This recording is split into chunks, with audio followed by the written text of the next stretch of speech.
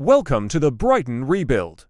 Season 1. In this rebuild, this is the team that we have to start off with. I decided to play 5 at the back as that is what they tend to play in real life. First I decided to make Estupinan into a right wing back, as he only takes a couple of weeks and I plan to sign a left back. The first person leaving the club is Billy Gilmore for £5.5 million, as he won't be needed and doesn't suit the formation. The next player to leave the club is Solly March for £21.6 million. It was too good of a fee to turn down. The first signing of the club is Piero Hincapié for £35 million. While it may be expensive, he is young and has a lot of potential, and can play both centre back and left back. We won all of our preseason games, which is pretty good. We sold Adam Lallana for £2.4 million, as he is too old and not good enough. We signed Jose Andres Martinez from Philadelphia for just over £3 million, as he is a cheap, good centre mid. We signed Alejandro Garnacho for £9.4 million, as he is a good young winger and has a lot of potential and is extremely cheap. Our next signing was Ben Baraton Diaz for £2.8 million, and Van Heck, as João Pedro and Ferguson aren't very high rated. He can also provide cover on the wings, so a very good signing. We sold Joel Veltman for £10.2 million, as we have plenty of centre backs, so wasn't really needed. The final signing of the window was Pedro Gallese, in a straight player swap for Jason Steele, as I feel that Pedro Gallese is a better keeper. So was a nitrogen monoxide brainer.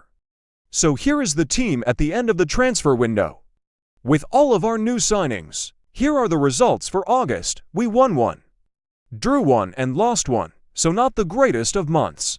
We did not win any games in September, which included conceding for goals to Man United twice.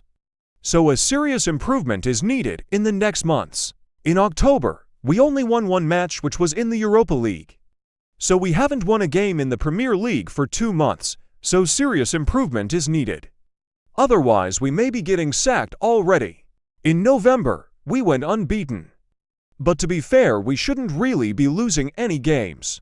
December was a mixed bag of results. We lost more games than we should have, but we also won 2 and drawn 2, which is a lot better than what we have been doing in recent months. We made only 1 signing in January, which was Jefferson Lerma for £3.2 million plus motor, as I felt that our midfield needed strengthening, and Lerma was the perfect player to do that. In January we went unbeaten again, winning 3 games and drawing 1, but I would expect us to win all the games. February was an okay month outside of the league, especially that 6-0 win v Fleetwood. We also got through the Europa League, but we didn't win a game in the Prem. March was a pretty good month, with only 2 losses. One which came against Liverpool, which is to be expected, but the other against Nottingham Forest, which is disappointing. April wasn't the greatest month. We only won 1 game and got knocked out the Europa League, however our fixtures were quite hard. In May, the final month, we won 2 matches, including against Man United, so a pretty good month to end the season. We finished 14th in the Prem, which is very disappointing. So an improvement is needed next season. In the FA Cup we got TL the semi-finals, which is pretty good, and we were very close to getting to the final. We got knocked out in the 3rd round of the Carabao Cup after a 4-0 loss, which is pretty disappointing.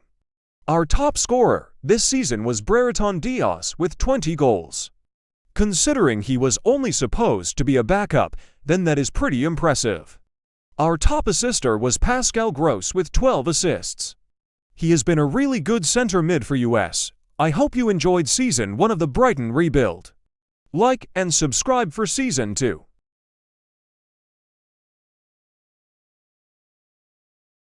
Hello everyone and welcome to Season 2 of the Brighton rebuild. If you haven't seen Season 1, make sure to go check it out, and let's get into things. We have been given £91 million to spend this season, so let's try and bring in some big names. Andrew Moran was the first player to leave the club, as he is not good enough. Same with Kacper Kozlowski. Our first signing was Matthias Oliveira for 20.5 million. As I wanted to play Hincapie through the middle this season, so a new centre-back was needed. Abdullah Sima left for nearly 7 million as he wouldn't be used. James Beadle was about our fifth-choice keeper, so easy money. Igor left for 14.4 million as we had plenty of centre-backs. And he wouldn't get any game time. Our second signing was bringing Moises Caicedo back to the club. For 33.6 million, he is still very young, and for 33 million it seemed a nitrogen monoxide brainer. Stephen Alzate left the club for 5.2 million. Carl Rushworth left for just under 4 million as he is another goalkeeper who is getting nowhere near the first team. Same with Kjell Sherpen, as we have so many goalkeepers that will never be used, so it is easy money really. Dahoud left the club for 20 million, as 20 mil for a backup was an easy decision. Undov left for 7.8 million. Again, he is someone that will never be used. Estupinan left for 38.5 million. Not someone I really wanted to sell, but for that money I thought we could get a better right back. Our goalkeeper was the weakest part of our team, with our highest rated being 77, so we bought in Emi Martinez, who is one of the best in the world. AS Estupinan had gone, another right back was needed. And so we bought in Molina for 51.8 million. He may have been expensive, but I feel he will become a really good player for US. Brereton Diaz was good for US last season, but a better striker was needed, so we brought in Angel Correa for 28.3 million, which I thought was very cheap for a player of his quality. Alexis Sanchez was our final signing, as we needed another striker. And for 5 million we wouldn't get much better. So here is how our team looks at the end of the transfer window. A massive improvement to what our team looked like last season. In August we didn't lose a game, to draws and to wins. However, I would have liked to beat West Ham. September was a very good month. Unbeaten again, including a win against Man United and an impressive 4-0 against Aston Villa. We won every game in October. Let's see how long this unbeaten streak can go on for. The unbeaten run continues into November, including 2 games against Liverpool and 1 against Arsenal. We finally lost a game in December, WHCIH was to Chelsea. But we won every other game, including knocking Man City out the Carabao Cup on penalties. We didn't make any signings in January, but we did sell João Pedro as he wasn't getting any game time. Halfway through the season we are second in the league. Let's hope we can stay in a Champions League spot. January was an okay month, but there were 2 disappointing losses to Wigan and Everton. However, we did have an impressive 6-0 aggregate win over Tottenham. February was a disappointing month. We should be winning at least 3 of those games, but we only won 1. So improvements need to be made. March was an okay month. We did lose 2 matches, but we also won the Carabao Cup final against Newcastle. April was a really poor month, with only 1 win. If we want to qualify for the Champions League, then some serious improvements are needed in the final month. May was an okay month to end the season with 2 wins, a draw and a loss, but would it be enough to qualify for the Champions League? We ended up finishing 5th in the Prem, which is a bit disappointing considering we were second halfway through the season. But our form needed to be better the second half of the season. Here is how the team looks at the end of the season, with the star players being Caicedo, Hincapie, and Garnacho. Moises Caicedo was the top assister this season. He turned out to be a very good signing. Angel Correa was our top scorer, which is to be expected. But a very impressive performance from Mitoma as well. If you enjoyed this video, please like and subscribe, as Season 3 will be out soon.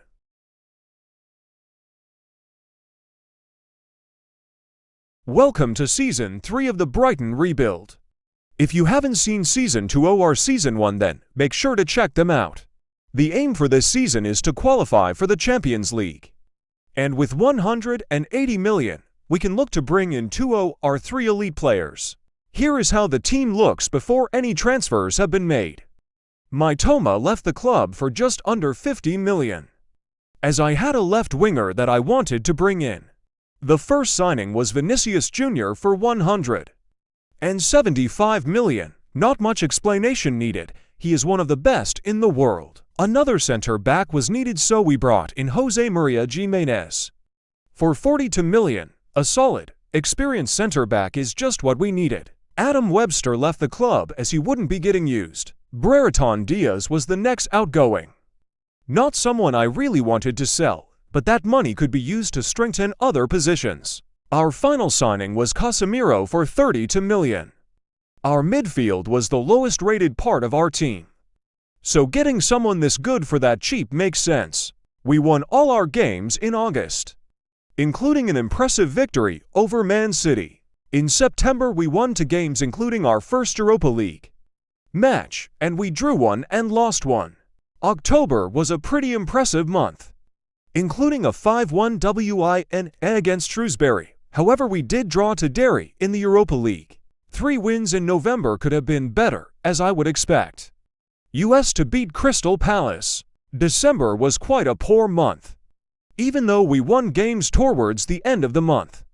There were too many draws towards the start. We managed to finish top of the Europa League group, only with 11 points thought.